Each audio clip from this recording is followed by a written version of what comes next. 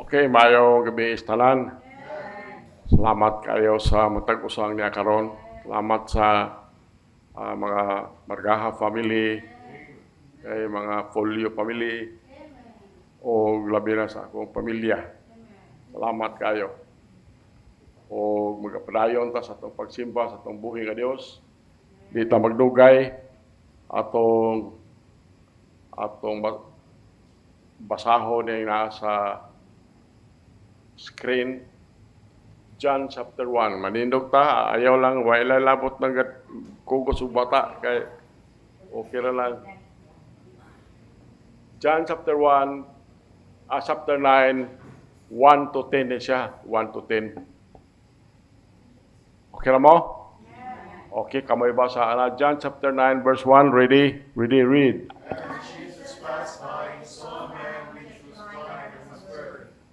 Verse 2 go. And his disciples asked him, saying, Master, who did sin, this man or his parents, that he was born blind? Verse 3 go. Jesus answered, Neither hath this man sinned, nor his parents, but that the works of God should be believed manifest in him. Verse 4 go. I must work the works of him that sent me while I was saying, denying cometh, and no one can work. Verse 5 go. As long as I am in the world, I am the light of the world. Verse 6 go. When I have spoken, he spat on the ground, and made clay of spittle, and he anointed the eyes of the blind man with clay.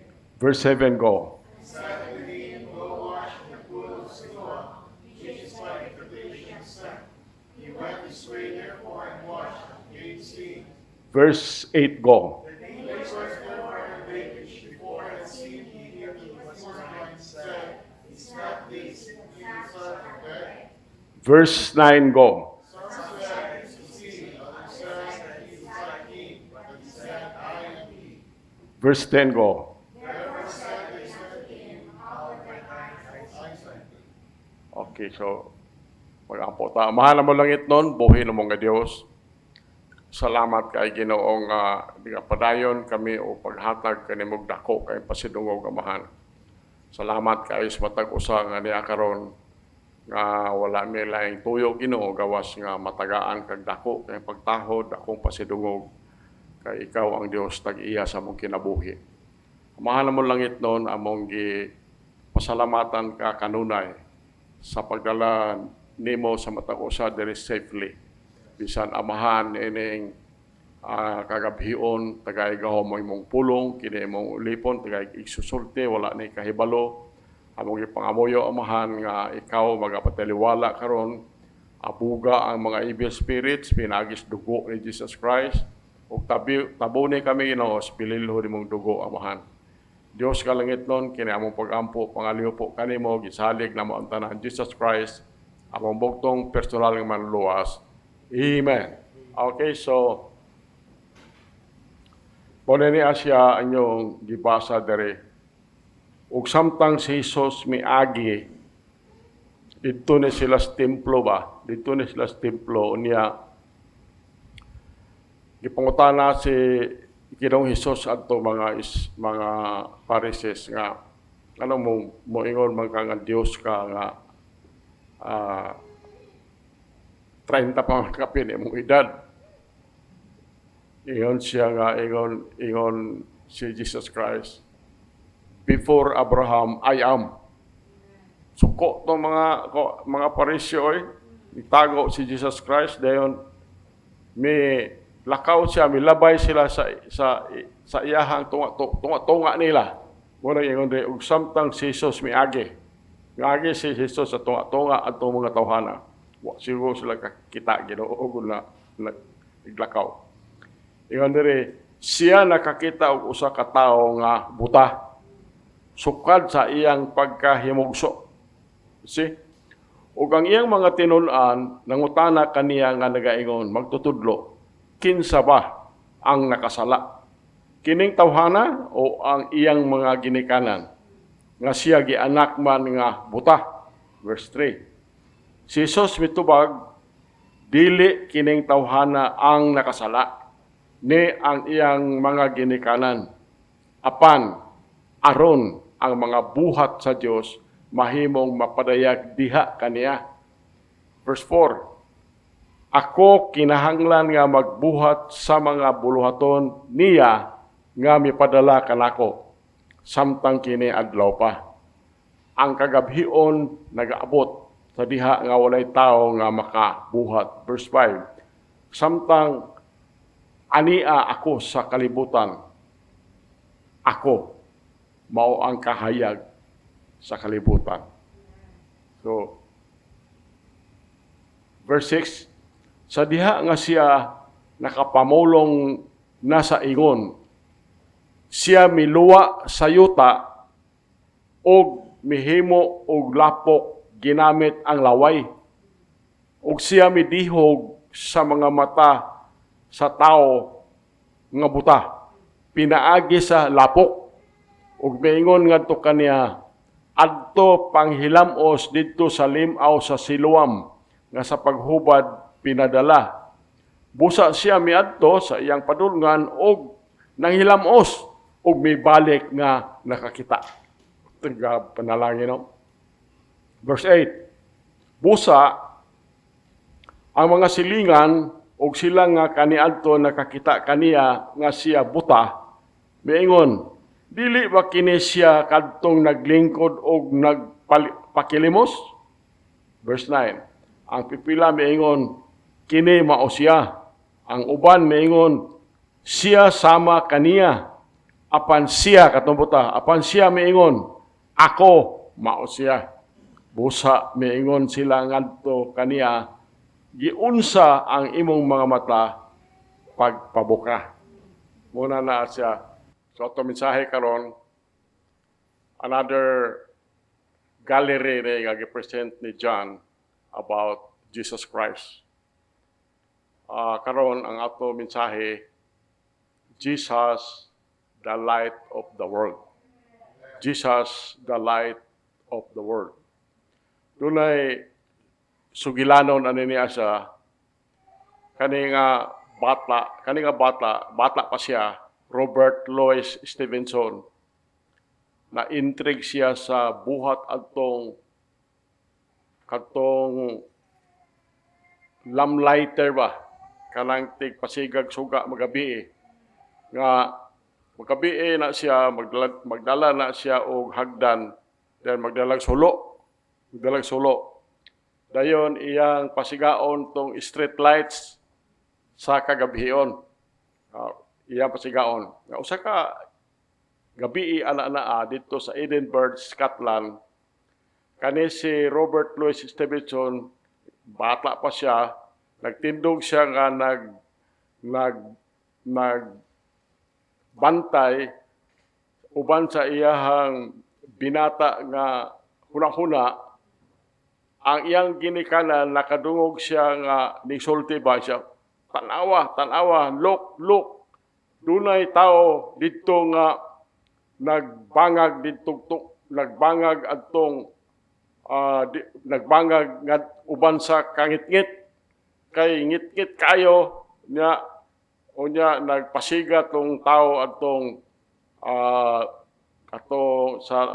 katong suga sa kagabhion, mao nagisigwi niya siya, look, there is man out there punching holes in the darkness. Now with one statement, katong mga kalipay atong pataa, si Robert Louis Stevenson iyang gi-sum up, gimubo niya ang kinabuhi ni Ginoong Jesucristo. Ingon siya, Jesus came into this world and accomplished many great and miraculous wonders. Yet, his primary purpose was to punch great gaping holes in the spiritual darkness that shrouded this world. He came to be the light of the world. Mao na isulti atong bataa. Now, ini nga passage nga atong gibasa karon, gidetail dinhi ang pagkaayo ug ang kaluwasan atong pobre kayo, maingon atong pobre kayo, buta pa gyud nga tao nga nakakita gyud siya og sidlak sa kahayag. While we have the opportunity today, karon doon na biya tayo opportunity karon nga let's take some time and look at Jesus, the light of the world. If you find that you are in darkness this evening, kung nakita nimo nga naapkas kangit-ngit ni kagabhion ug ako nagtuo wala na, I am here to tell you that Jesus can and will lead you into the light if you will respond to Him, call and come to Him by faith. Ato manotice din there are three great truths, pero duha pa nini atong giwali din pero tulo ni kadagkong kamatuoran nga gikan ini nga passage nga magpadayag nga si Ginoong Hesus mao ang kahayag nining kalibutan. So, point 1, the misery of the sightless man. Ang kasubo o ang dakong misery mga sa Binisaya ang misery ang mga kasakit sa usa ka tawo nga dili kakita. The misery of the sightless man. Muna na siya ang part 1 niya siya. Ang point A, ana siya ang iyahang pagkabuta. His blindness. Kanito according to the scriptures, na tao nga siya buta. Na tao siya buta. Sa akong panghuna-huna lang, kanini ang iyang pagkabuta mauni ang pinaka sakit kaayo nga physical handicap sa tao. Ano man, di mo kakakita, dili gyud ka kakita anang banag-banag sa kabuntagon. Tanpa ita. Dili kakakita sa naong sa bata. Kana si inan dire basta inigabot ana dire malipay na gyud tam kakita anang yang naong, smile ra ba na dayon. So mabuta ka di kakita. Dili ka kakita sa mga naong sa imong gihigugma. So, ang kinabuhi, makaingon ta, terrible kayo nga butang. Yet, kaning tawhana, nagpuyo ni, nagkinabuhi ni sa tibuok niyang kinabuhi sa kahimtang niya sa kangit-ngit. Sayo nang kahimtang niya kangit-ngit. Tuguti kapag sulti nga doon na bayay pagkabuta nga grabe pagyug kayo nga mata nga dili gyud makakita. Grabe pa ni grabe pa kung naa ang tao sa spiritual darkness. Espirituhanon nga kangit-ngit. And that is the place where the entire world, ingon ana ang kadaghanan nga tao sa kalibutan. Daghan kayo na nakabasa ko sa YouTube, mga nasod nga dili mo tuo Ginoo, mga China, may uban mga kanang Muslim countries, dili mo tuo nga naay Ginoo. Sumkaingon ta nga kani sila ngit-ngit kung kaayo spiritually kanay mga nasura. Gusto na ko ipahibalo nga apart from Jesus Christ, wala gyoy tao nga makakita og kahayag nga makalipay. Kung ang tao wala siya mo salig, wala siya mo dawat, wala siya mo tuon ni Ginoong Hesus nga iyang personal nga manluwas, kanang tawhana naa ka sa lalom kayo nga spiritual darkness nining kagabion. However, there is hope for you. Atong basahon na gud ng 2 Corinthians chapter 4 verse 4. Kamoy basa na. Ready, read.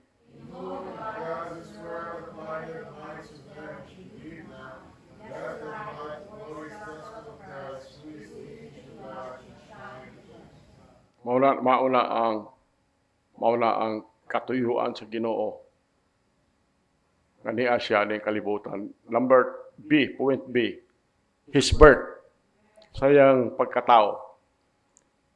Ang balaang kasulatan nga itong gibasa, nagpadayag nga kaning tawhana na tao ni siya dili lang sa iyahang pagkabuta, pirti puding makaingon tang pirting pobriha ba, naagod siya sa kawadon ba. Ang iyang pagkatao makaingon tang kana bang butang bitaw nga terrible misfortune ba, nga paitag yung pagkatao niya. Daghan makasulti nga mas maayo pa ning tawhana wa pa siya matao. However, we find that Jesus felt otherwise. Si Ginoong Hesus lain ang iyang pagbati. Sultihan niya iyang mga disciples nga kaning pagkabuta aning tawhana gitugutan na sa Ginoo aron ang Ginoo makakuha o himaya gikan sa kinabuhi aning tawhana. Unang makaingon ta, what a wonderful truth.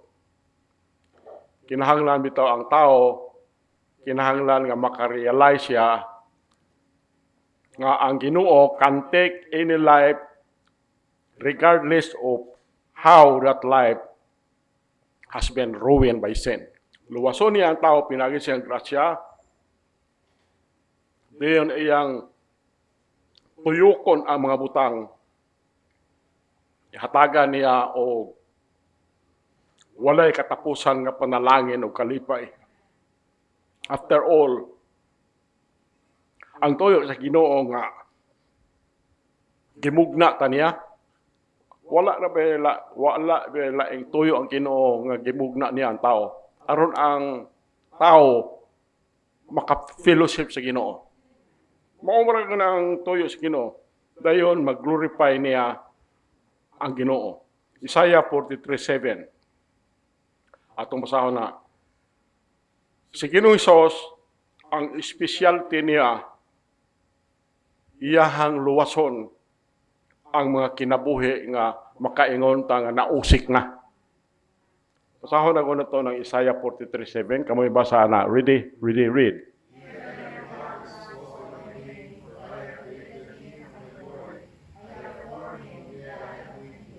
Second Corinthians 5:17, go.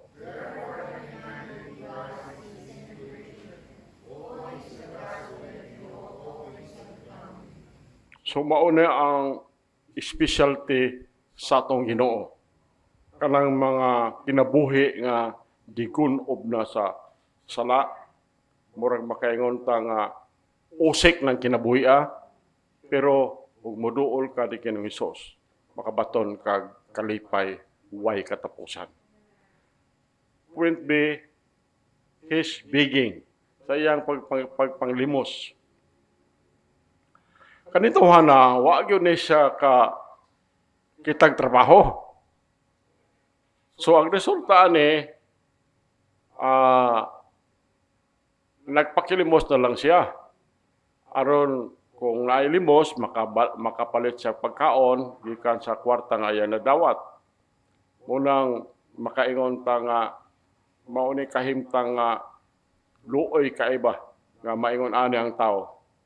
So, atong mabasa din sa verse 20 at 22, it would appear, nga yung mga ginikanan, dili kayo interesado nining tawhana. Wala bitaw makuha sa ginikanan aning tawhana. So,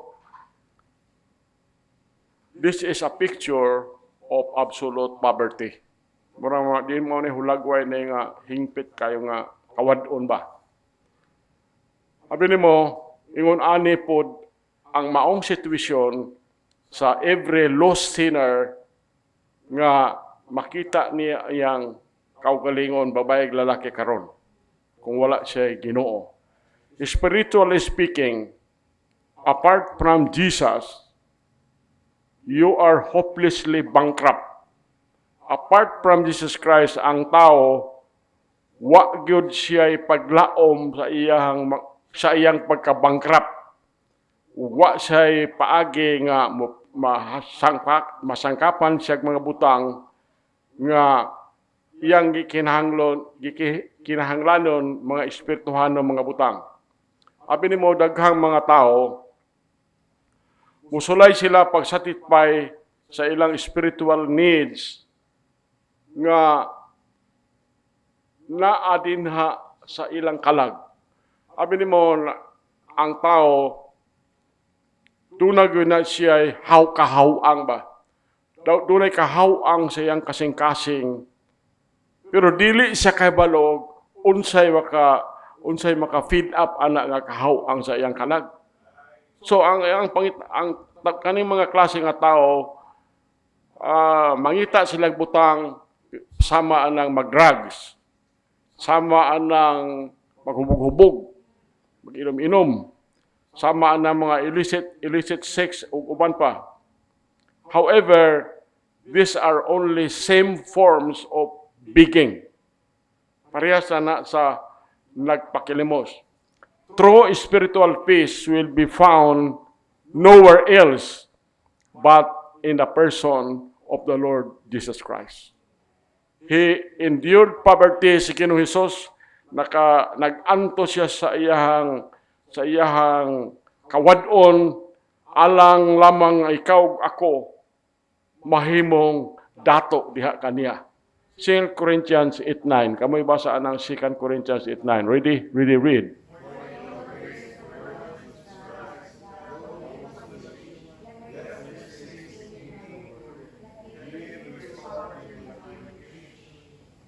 So, ingon ana, Jesus endured great spiritual as well as physical poverty so that you and I might enjoy the riches of the Lord's great spiritual blessings. Unsa may mga great spiritual blessings nga maangko nato gikan sa Ginoo, gikan Jesus Christ. For example, ang atong kaluwasan. Ikaduha, itaga-atagaan tag kinabuhing walay katapusan. Then, dalon ta dito sa langit ang atong puluyanan. Then, pagdawat nato ni Jesus Christ, gisiliuhan tag bala ang Espiritu. Then, i-adapt ta niya as iyahang anak. Mauna ang application ano nga rin sa tao. Number 2, the message of a supernatural miracle. Ang mensahe sa labaw sa kinaayahan nga milagro. Point A, Jesus is a shining light. Jesus is a shining light.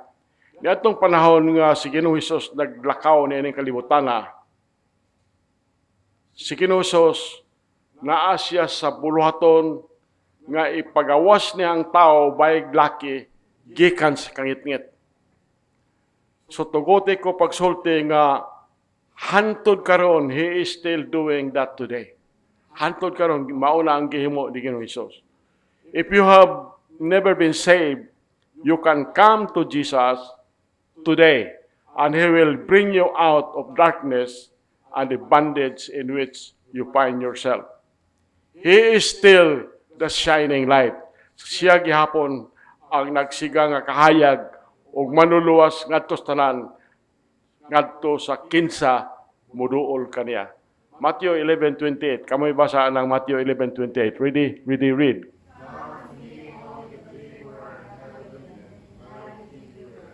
Revelation 22:17. Go.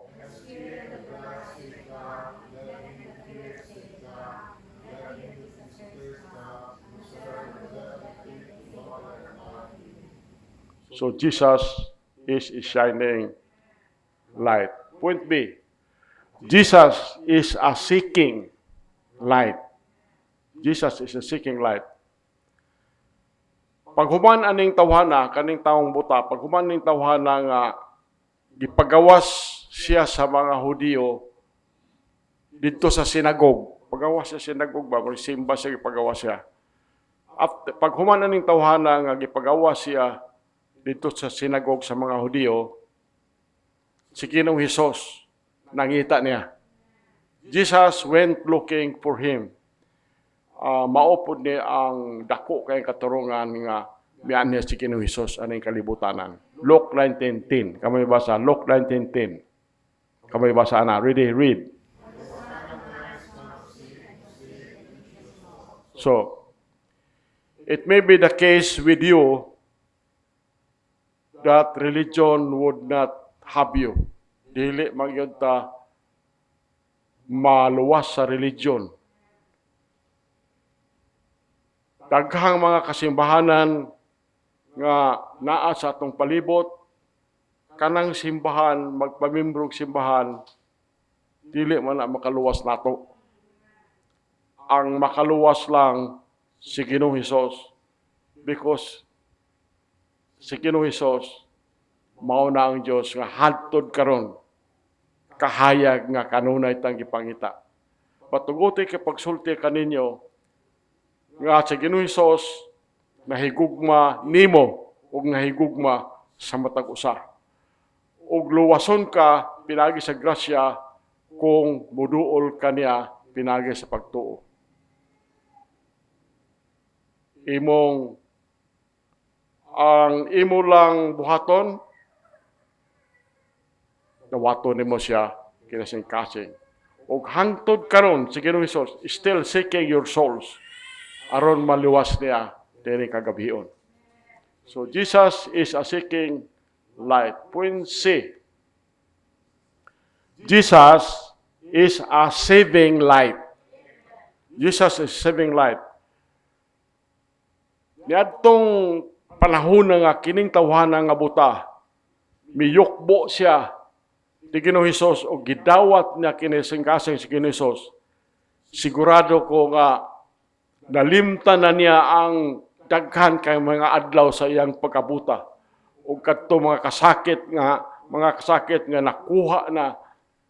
nakuha diha kaniya katong gipagawas dito siya sa sinagog. When he called on the name of Jesus, datong panahon nga gitawag niya ang ngalan ni Ginoong Hesus, he was eternally saved and received into a family from which he will never be removed.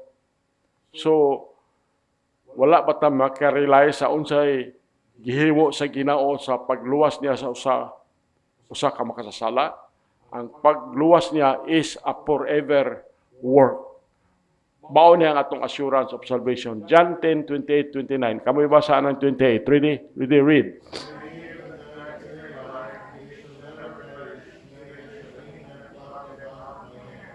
Verse 29, go.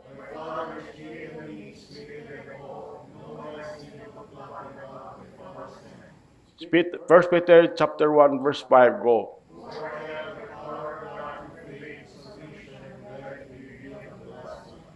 Sumaw ni ang dako kayo nga kalipay nato nga nakabaton ta sa kahayag gikan ni Ginoong Hesus. Kay kaning kahayag nga atong nabatunan, kahayag ni nga wa na katapusan sa atong kinabuhi. So mao ni ang conclusion sa atong mensahe. This man never expected that he would be healed and saved when he got up that morning. So kaning tawhana, no, wag yun na siya magdahom nga maayo siya, di maluwas pa siya at pagmata niya na ang adlaw sa kabuntagon. Nagsigurado ko, I am sure that he planned to live that day like every day before in the blackness of darkness. So maurag yapon iyang hunahuna siguro, mata ko niyang buntag, maurag yapon, ngit-ngit rag yapon. Wala siya makarealize, he did not realize that there was a man named Jesus who drive the darkness forever away from his life. Pagkadako ang kalipay siguro, abi nimo, many are in that shape today. They are lost and in the depths of great spiritual darkness, and they do not even realize that Jesus can set them free forever. If they do understand this, they feel that it is something for others and not for themselves. Tuguti ko pagpahinumdom sa matagusan ni kagabion nga si Ginoong Hesus nahigugma siya sa lang tao just as they are and that He will save anyone who will come to Him by simple faith. The question is, mao ang pangutana, which do you prefer? Darkness or light? So, apparent kayo ang question. If you are tired of the dark, come to Jesus and step into the light of His glorious salvation. So, kung mahimo, kung wala pa yung ka masave, himuha na karong kagabion. Nindog ta mga apo ta. Amahan mo langit nun, buhi na mga Diyos. Salamat kay Ginoo nga pagpadayag kanimo ni John Lord nga ikaw Dios ka maoy naghatag og kahayag ni kalibutana.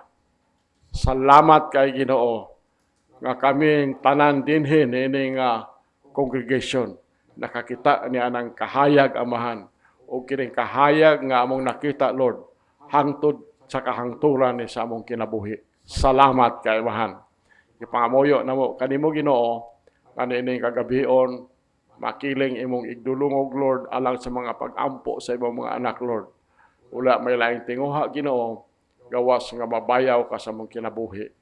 Amahan kini among pag-ampo pangaliw po kanimo isalig namo ang tanan ni Jesus Christ among buktong personal nga manuluwas. Amen. Okay.